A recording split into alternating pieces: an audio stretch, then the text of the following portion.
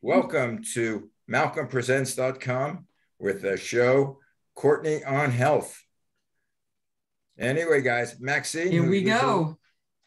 Okay. Introduces the show because I can't speak to Courtney before I speak to Max because she gets very insulted. It's going to go to Max first. So here I am. Max. Okay. So hi, Courtney, and hi, Hello. Malcolm. How you doing? We're doing fine. Doing good. Welcome to Courtney on Health, a Zoomcast podcast series about how to get through these lingering COVID-19 times. And I think we're in a lull, which is great. We'll see if that takes. With tips on nutrition and exercise given by Courtney Gravenese, registered dietitian, and with a Master of Science degree in nutrition and applied physiology. Courtney is an experienced nutritional health consultant in the New York metro area and beyond into the planets and the universe, and will help guide you on a path to wellness and health. So here it is. Here we go. I'm just wondering what's going to be happening, because I was reading in the paper, I didn't read the article, but in the rest of the world, the deaths are going up. It's not it's mostly Asia. It's in China. So we will not talk about that right now. We're trying to concentrate on a show, Malcolm, and you're coming from left field. All right, let's get to it, baby. I'm going to go with this.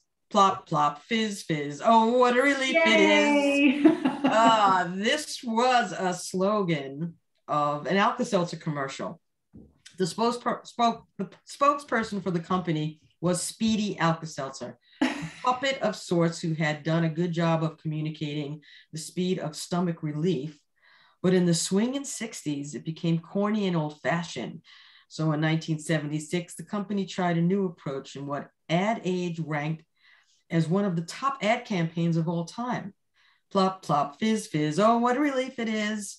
It was a slogan which all boomers remember, as they used to mutter it to themselves daily. I know I did. So today we have Pepto-Bismol ads, which feature a 5-symptom song and dance with a band of some sort singing these lyrics.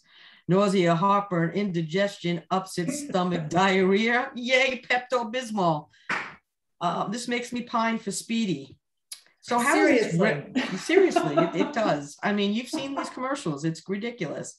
So this makes me not only pine for Speedy, but how is this relevant to this episode today?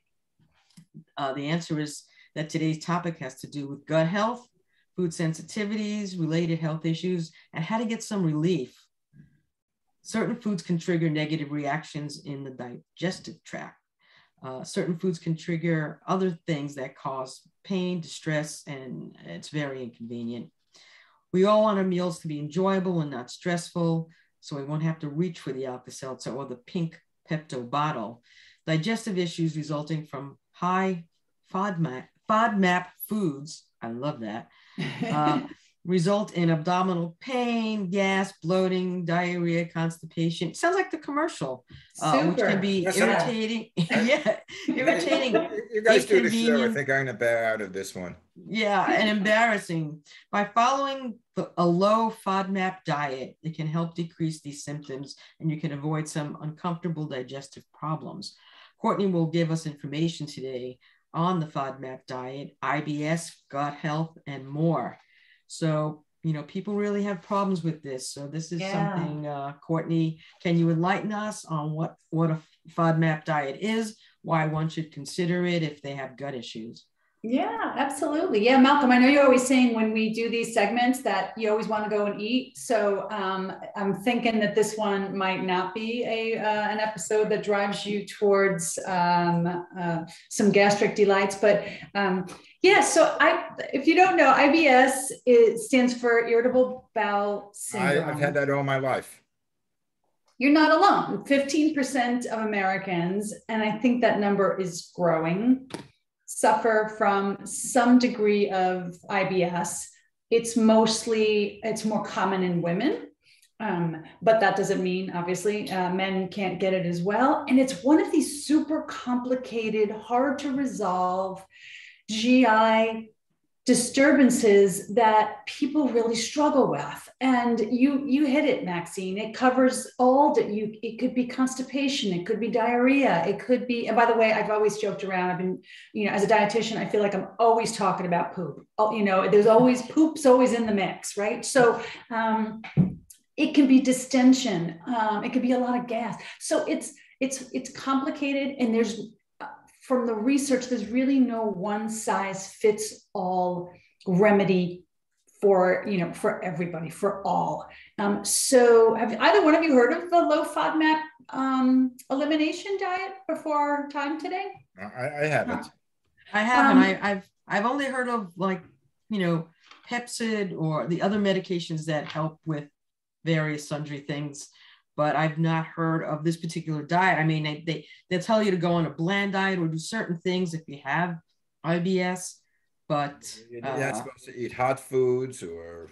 Right. You're naming all the stuff. So it's all things that people try removing spice, try removing, gassy foods, try to, take fiber supplements, peptide. I mean, there's also prescription medication. So there's all of these things. And I have to say, there, like I said, there's no one formula that's working for everyone. And to be quite honest, in some individuals where the low FODMAP plan would work, adding things like fiber supplements would worsen their condition. So again, it's one tool to perhaps add to your arsenal of things that may help.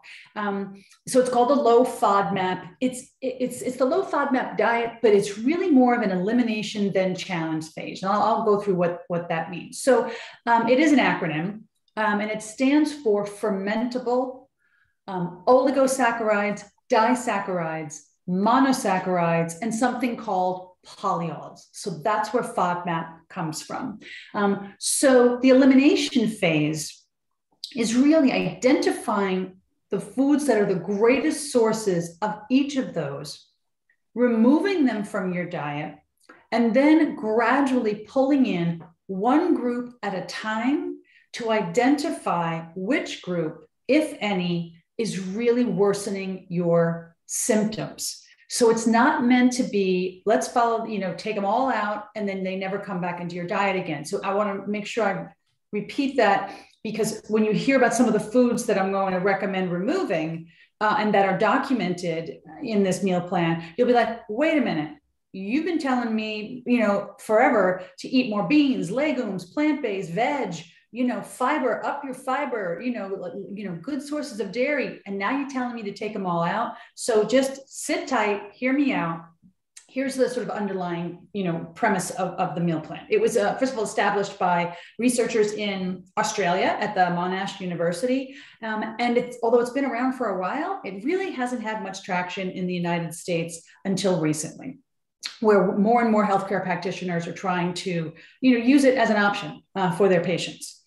So if you think about the oligosaccharides, I want you to think about wheat, rye. We're not big rye eaters in the United States. That's really more of a Norwegian-based grain.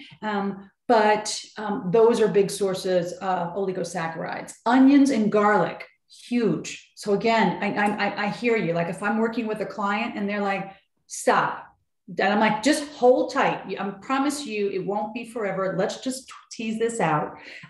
Asparagus, chickpeas, beans, legumes, lentils. That's in that category of food. Yep, that's the face I get. I have to stop eating now because, first of all, onions and garlic, no. I know. And, chickpeas, no. Yeah. You're talking about all the food that's been recommended to us. That's what you just said.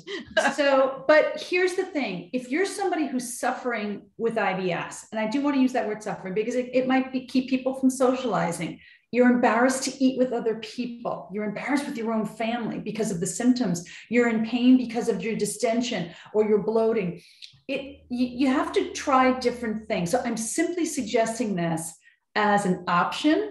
And again, keep in mind, it's called an elimination and then challenge diet. It's not meant to be pull all these out and then kiss them goodbye and you never eat them again. It's really meant to drill down to those particular foods that are worsening your condition. So those are your oligosaccharides. Your disaccharides, I want you to think more about anything in the lactose group. So anything dairy-based. And this is actually, so some of it is lactose-based and some of it not so much, but any of your cow, goat, I know we did a whole segment on, different milks. A lot of your cheeses, not hard cheeses though. Hard cheeses would be, permissible in that elimination phase. Your monosaccharides, think more of your simpler sugars that are, believe it or not, fruits. So apples, pears, agave, honey, mango. On the flip side, fruits that would be okay would be things like strawberries and oranges. When you think of polyols, and we've spoken about these before, these are those sugar alcohols. So sorbitol, anything with that OL hanging on the end of it, mannitol, sorbitol, xylitol. Alcohol. Could be, what was that? She said alcohol. Yes. I don't know. I don't know about this. This is like, I know. No so dairy, cauliflower, no mushrooms, pears, no mushrooms, no mushrooms, plums. I know. So hear me out.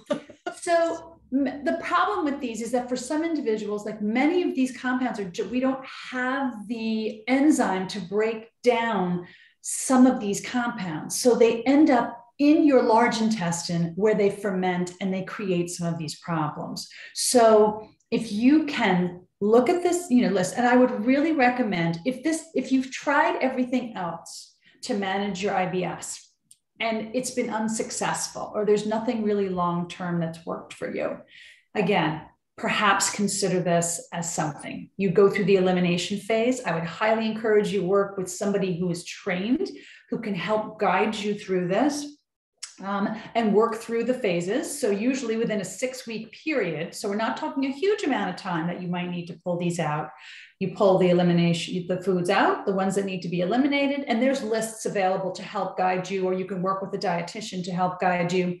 Then one group at a time, you start pulling the foods back in. So it does require some documentation, really managing your symptoms. I would highly recommend you don't do anything else at the same time. So no other treatment, because otherwise you won't be able to figure out what is it that's really helping you or not. It has to make something, eliminate your eliminations. Wouldn't somebody rather just go to a gastroenterologist and go, give me some meds for this for a while, and like, why am I going to, I don't know. Depends on how bad it is. And I guess, Absolutely. Luckily for the most part, I don't have to deal with this, but I know people who do. I know people with Crohn's disease, which is horrific. And so diet, managing your diet is very important. So I don't want to say, hey, cut, don't do any of this and go to your doctor, but diet is important. Yeah, Maxine, thank you for bringing that up, because a true diagnosis of IBS is not somebody who on their own says, I got IBS, I'm feeling some bloating. It needs to be diagnosed by your doctor.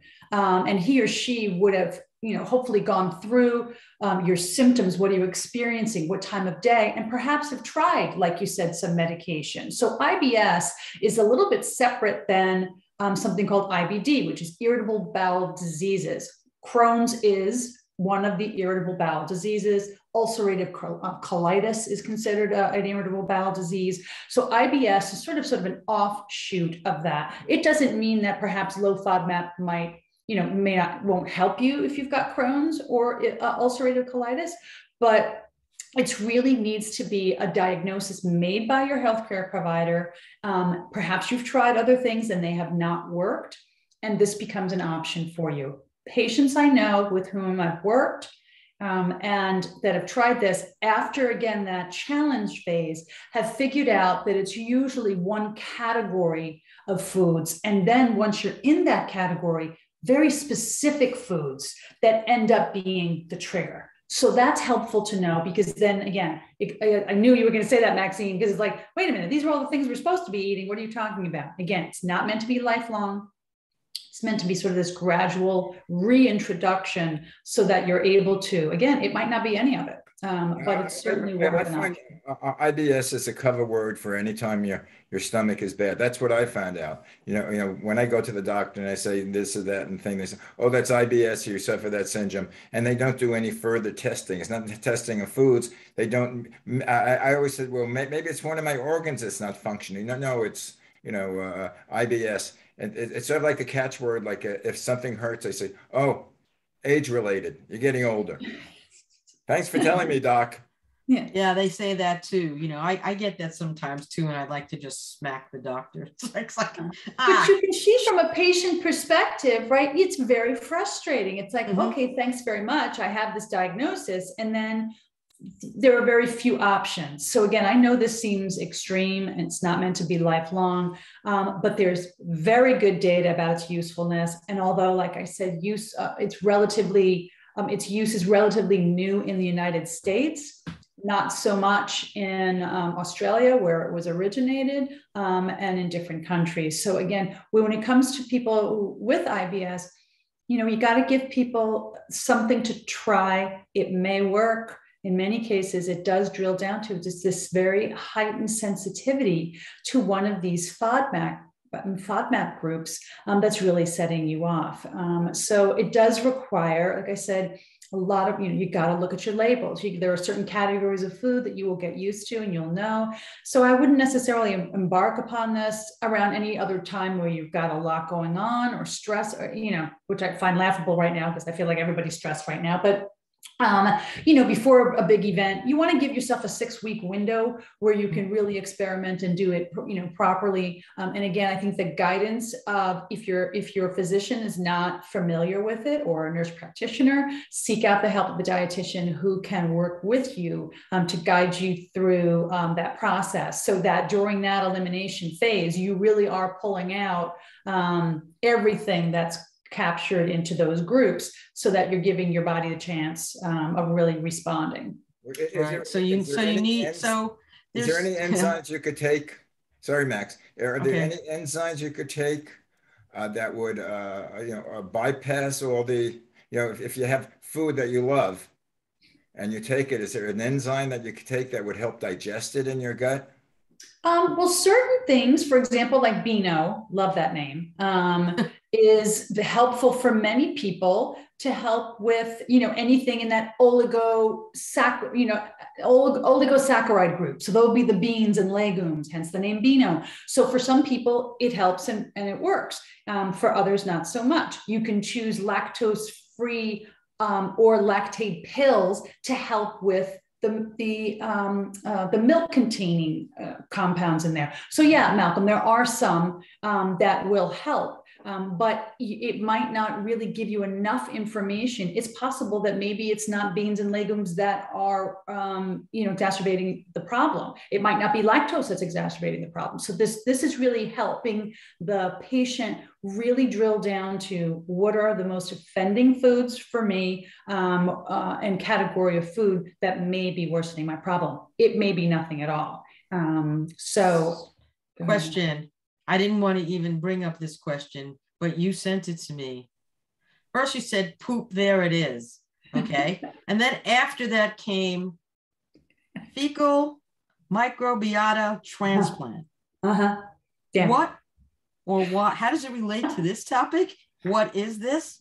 I sent you back yuck with a giant exclamation point. So I'm going to let you go on this one. Let me go with this one. Why do we have to need to discuss this, Go? Yes, well, we got to talk more about poop, right? Poop, there it is. We like poop, there it is. Okay. Another thing you may or may not have heard about, and I will tell you, you will hear more about it in the future. There's much more research that needs to be done. But in short, it's FMT. It stands for fecal microbial. You'll see either microbial or microbiota transplant. So it's literally taking, I know, Max, I'm feeling it with you, but it's, it's basically the transferring of stool from a healthy patient subject into the person who has a certain disease state. Now, I will tell you right now that the research is most promising in something. Have you guys heard of C. difficile? a nasty, nasty bacterial. That's very hard. a big problem now. So this could be very helpful with that. Yep. So the data is strongest there. I know it sounds super icky, and I apologize if anybody's eating their lunch, but it's actually dated. It's not like brand new. Again, it's one more thing that I think it began in China, like, hundreds of years ago. And now you don't want to know how they did it then. It's a much more systematic, more hygienic process now, but it can be administered through a pill. Not making this up. It's called a poop pill. It could be done via enema. It could be done via colonoscopy. So there are actually things called, and I'm sure they have a much nicer name than this, but they're poop banks, fecal banks for people. They're screened, obviously. It's sterile. But again, if you're suffering, and the reason why I tied it into this topic today is that although there needs to be much, much more data as its role with IBS or any of the irritable bowel diseases, it's going that way. They really think that there's a future perhaps in this, a lot of promise for, irritable bowel disease, for allergies, helping for people with allergies. So using stool from somebody who does not have an allergy and using it in somebody who does, it's fascinating. So fascinating for me. I'm a geek. I get it. I find this you are a geek. On this one, I am throwing it to you. I remember 45, 50 years ago, when I was still living in New York, I had a friend that went to a doctor that basically analyzed her stool. That she gave them a sample, right, and he analyzed it. That's how they found a lot of COVID in the sewage system. They're using that now. It's actually they're using it to determine population. Yeah, they go to the sewer treatments. They analyze it. They see COVID in there, and they see if it's high up. They know people are in the hospital. If it's low down, like now in New York, in other spots, then they know, we're on the downturn. But so there's something about poop. I did think of it. I find as you get older, conversations with people that that are similar age or getting up there, you talk about regularity. Yeah. My brother used to come up when he came over. He would joke with my other brother, and they'd have this joke going back and forth, talking like two old Jewish guys. Are you regular? You gotta tell me, are you regular? And I would look at them like, have you, and that was, something Mel Brooks used to say also. Oh my gosh. It was part of his 2,000-year-old man thing, but are you regular? I'm like, oh God, stop. I want to know the people who they get when I, obviously the people who either for, FMT or for, using these examining, the sewers and, what's in the sewer system to analyze disease rates, which is not new. I want to know who does this stuff. Like who's stepping up for these jobs? I'm fascinated by that. It's like, you must really love the science to, really embrace that. What's the guy's name? Mike Rowe, who has a show, Dirty Jobs.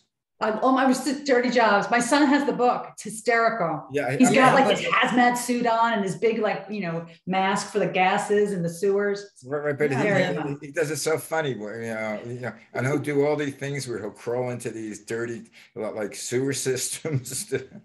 Right.